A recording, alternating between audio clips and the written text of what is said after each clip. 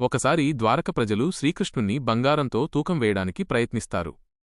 శ్రీకృష్ణుడు త్రాసులో ఒకవైపు కూర్చుంటే మరోవైపు రాణులు తమ బంగారు ఆభరణాలతో శ్రీకృష్ణుణ్ణి తూకం వేయాలని కోరుకుంటారు. కాని త్రాసు అస్సలు కదలదు.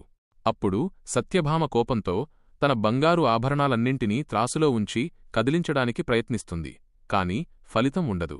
అప్పుడు సత్యభామ మణితో సహా శ్రీకృష్ణుణ్ణి తూకం వేయడానికి ప్రయత్నిస్తుంది. అది కూడా శ్రీకృష్ణుని బరువును మించదు. ఇది చూసి అందరూ షాకవుతారు. అప్పుడు రాధ రుక్మిణితో మాట్లాడుతుంది. రుక్మిణి రాధతో, నా వద్ద అంత బంగారం లేదు. ఒకవేళ ఉన్నా ఎంత ధనం వేసినా శ్రీకృష్ణుని వ్యక్తిత్వం యొక్క బరువు ఎల్లప్పుడూ ఎక్కువగా ఉంటుంది అని చెబుతుంది. రాధ ఒప్పించడంతో రుక్మిణి శ్రీకృష్ణుడు ఇచ్చిన 2 బంగారు కంకణాలను త్రాసులో ఉంచింది. కాని ఇప్పటికీ త్రాసు సమానత్వానికి చేరుకోలేదు. అప్పుడు రాధ రుక్మిణికి తులసి ఆకు ఇచ్చి మాట్లాడుతుంది. కృష్ణుణ్ణి వస్తువు ద్వారా తూకం వెయ్యలేము అని చెప్పి ఆకు వేయగానే త్రాసు సమానత్వానికి దిగుతుంది. ఈ కథ మీకు నచ్చినట్లయితే దయచేసి మా ఛానల్కు సబ్స్క్రైబ్ చేసుకోండి.